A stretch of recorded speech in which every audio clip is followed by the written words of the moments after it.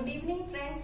आज हम डिस्कस करेंगे ज्योग्राफी के बारे में। जो आज का हमारा टॉपिक है वो है ज्योग्राफी के अंदर जो है सबसे पहले आज हम समझेंगे meaning of geography and importance of geography. Friends, I hope आप सब रेडी होंगे सुनने के लिए। चलो अब हम अपना टॉपिक स्टार्ट करते हैं। पहले हमें समझना होगा कि ज्योग्राफी है क्या।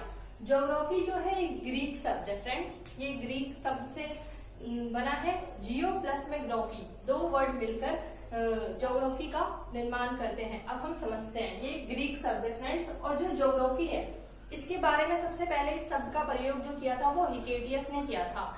अब जो ज्योग्राफी है ग्रीक वर्ड है और ये जियो प्लस में ग्राफी, दो वर्ड से मिलकर बना है। जियो, जियो का मतलब होता है भू और ग्राफी का मीन्स होता है विज्ञान या फिर अध्ययन करना। तो भू को हम कहते हैं पृथ्वी। भू मीन्स पृथ्वी। तो फ्रेंड्स, इसकी जो मीनिंग है वो क्या निकली? जियो मीन्स अर्थ और ग्राफी मीन्स स्टडी, मीन्स की study of the earth. Geography means क्या होता है? Study of the earth, means की भूगोल। पृथ्वी के अध्ययन को ही भूगोल कहा जाता है। पृथ्वी का अध्ययन करना ही भूगोल कहलाता है। नेक्स्ट हमें समझना है कि इसके अंदर किसका अध्ययन करें। ज्योग्राफी के अंदर हमें किसका अध्ययन करना है उसके बारे में हम बातचीत करेंगे। किसका अध्ययन को हमने ज्योग्राफी के अध्ययन को 2 पार्ट्स में डिवाइड किया। पहला है प्राकृतिक भूगोल, दूसरा है मानव निर्मित भूगोल। तो अगर हम पहले बात करें, जो पहले के जितने भी भूगोल वक्ता थे उन्होंने प्राकृतिक भूगोल को अधिक महत्व दिया और मानव भूगोल की जो अवधारणा थी उसको नकार दिया।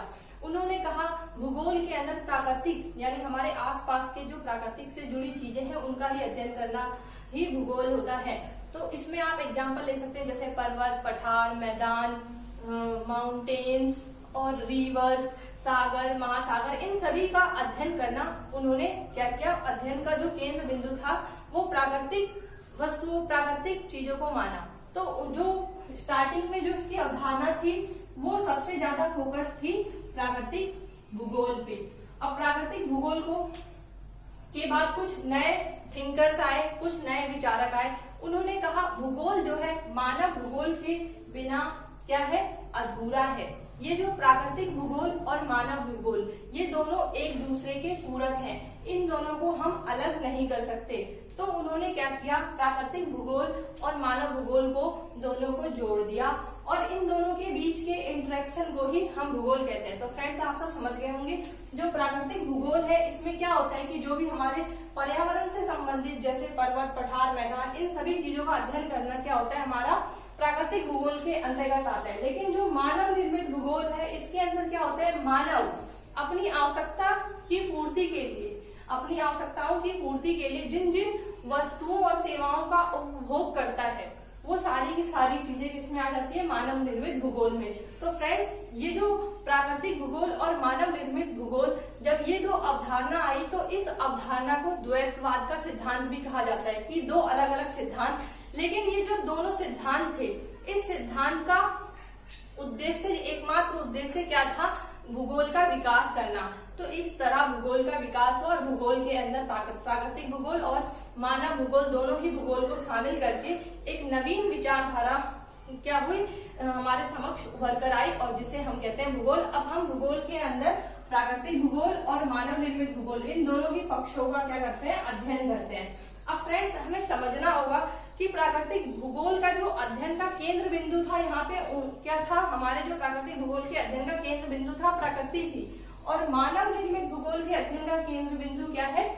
मानव है, मानव को दिया गया है। तो अब हमें समझना पड़ेगा कि पृथ्वी की जो सतह है, पृथ्वी की जो सतह या सरफेस है उसके वहां पे क्या होता है? वहां पे सभी जगह ऊंचाई अलग अलग होती है और इन सभी जगह पृथ्वी की सतह पर हमें असमान सतह देखने को मिलता है, क्योंकि कहीं पे सतह ऊंची है, कहीं नीची है, जिसकी वजह से क्या होता है? पृथ्वी के अलग अलग भागों में अलग अलग प्रकार की हमें जलवायु देखने को मिलती है। अब हम समझेंगे भूगोल की एक विस्तृत धारणा। भूगोल जो है हमारे चारों ओर के तरफ जो भी अवस्थिति है, जो भी चीजें, वो सभी क्या है? भूगोल है। हम सभी लोग भूगोल के भाग हैं।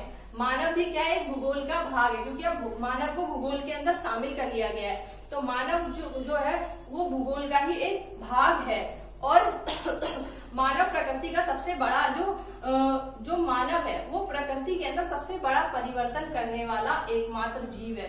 आप देख सकते हैं फ्रेंड्स, हमने स्टार्टिंग से मनुष्य ने पहले अपने जीवन में क्या किया, आग का आविष्कार किया। आग का आविष्कार करने के बाद उसने शिकार किया, शिकार करने के बाद धीरे धीरे उसने अपना क्या किया, विकास किया। तो ये सभी विकास भी हम किसमें अध्ययन करेंगे, मानव के विकास का अध्ययन भी भूगोल के अंतर्गत आता है। अब हम समझेंगे जो भूगोल है, ये भूगोल की जो अवधारणा है, इसको हमने प्राकृतिक भूगोल और मानव निर्मित भूगोल दो भागों में बांटा है। प्राकृतिक भूगोल है, इसके दो भाग है। पहला हमें इसके अंदर विश्व के भूगोल का अध्ययन करना पड़ेगा और दूसरा भारत के भूगोल का अध्ययन करना पड़ेगा। अब विश्व के भूगोल के अंदर हमें क्या पढ़ना है, पहला है भू आकृतिक विज्ञान। फ्रेंड्स, आपको भूगोल में शब्दों को बस क्या करना है, शब्दों को तोड़ कर ही आप उसका अर्थ निकाल सकते हैं। भू आकृतिक विज्ञान, भू मतलब पृथ्वी, आकृतिक मतलब स्थलाकृति, पृथ्वी के ऊपर जो भी स्थला आकृति है वो, और विज्ञान मतलब क्या होता है, विशेष अध्ययन, यानी कि पृथ्वी की आकृति की, स्थलों की आकृति का विशेष अध्ययन करना भू आकृतिक विज्ञान कहलाता है। दूसरा है जलवायु विज्ञान। जल मतलब क्या है, आप सभी को फ्रेंड्स पता होगा, हमारी जो पृथ्वी है, पृथ्वी पर क्या है, जल जो है 70%, हमारी पृथ्वी जो है 70% से भी अधिक क्या है, जल की मात्रा है। और वायु मीन्स हमारा जो वायुमंडल है वो अनेक प्रकार की गैसों से मिलकर बना है। तो जलवायु के अंतर्गत हम जल प्लस में वायु और इन गैसों का भी विशेष अध्ययन करते हैं। थर्ड है हमारा समुद्र विज्ञान। समुद्र विज्ञान के अंतर्गत जो हमारा जो जैव विज्ञान है उसके विशेष अध्ययन को हम समुद्र विज्ञान की श्रेणी में रखते हैं। अब जैव विज्ञान के अंतर्गत हमें जल भी आ जाएगा और स्थल भी आ जाएगा, इन दोनों का ही विशेष अध्ययन करना समुद्र विज्ञान कहलाता है। नेक्स्ट हमारा है जैव विज्ञान। जैव मतलब होता है जीवित, जो भी जीवित पौधे और प्राणी, इनका अध्ययन करना जैव विज्ञान कहलाता है। नेक्स्ट हमारा आ गया आर्थिक क्रिया और संसाधन। आर्थिक क्रिया, मनुष्य अपने जीवन में जो भी कार्य करता है या फिर जो भी क्रियाएं करता है, उस क्रिया के फलस्वरूप उसे जो भी लाभ प्राप्त होता है वो सारी की सारी आर्थिक क्रियाओं के अंतर्गत आती है। यानी कि हमारी जो भी हमारे जो भी कार्य हम अपनी आवश्यकताओं की पूर्ति के लिए करते हैं, जैसे हम सांस ले रहे हैं तो ये भी क्या हो गई, हमारी एक क्रिया हो गई। तो जिन कार्यों से हमारी आवश्यकताओं की पूर्ति होती है, फॉर एग्जाम्पल आप परिवहन का प्रयोग करते हैं, संचार का प्रयोग करते हैं, ये सभी के सभी हमारे आर्थिक क्रियाओं के अंतर्गत आते हैं, जिनसे हमारी आवश्यकताओं की पूर्ति होती है। और जो नेक्स्ट है हमारा जो इसके अंदर पार्ट है वो है संसाधन। संसाधन का मतलब है कि ब्रह्मांड में जितनी भी चीजें हैं उन चीजों का प्रयोग करना, उन चीजों का मनुष्य क्या करता है, प्रयोग करता है, और प्रयोग करके क्या करता है, उसका प्रयोग करके अपने जीवन को सुखमय बनाता है, तो उसे हम संसाधन की श्रेणी में रखते हैं। तो वो सभी चीजें क्या कहलाती है, हमारी संसाधन कहलाती है। ब्रह्मांड की प्रत्येक वह तत्व जो मानव की आवश्यकताओं को पूरा करता है वो सभी का सभी संसाधन कहलाता है। इसमें आ जाएंगे हमारे जल, वायु, पर्वत, पहाड़, नदियां, सागर, महासागर, ये सभी के सभी हमारे क्या है, संसाधन है, जिसका प्रयोग हमें क्या करना चाहिए, प्रयोग हमें अच्छे तरीके से प्रबंधन पूर्ण तरीके से करना चाहिए, ताकि ये आने वाली पीढ़ी के भी काम आए। तो फ्रेंड्स, ये था हमारा आज का जो इंट्रोडक्शन। इसके अंदर हमने पढ़ा meaning of geography and importance of geography. तो फ्रेंड्स, अब आप सभी को समझ में आ गया होगा कि ये सभी के सभी जो इंट्रोडक्शन है ज्योग्राफी, अब हम नेक्स्ट वीडियो में इसके बारे में एक एक टॉपिक के बारे में डिटेल से पढ़ेंगे। Thank you very much friends. अगर आपको मेरी वीडियो पसंद आए तो you can like me and you can subscribe me. अगर आपको कोई भी डाउट हो you can ask me in comment box. Thank you very much. Have a nice day, take care. मिलते हैं अपनी नेक्स्ट वीडियो में।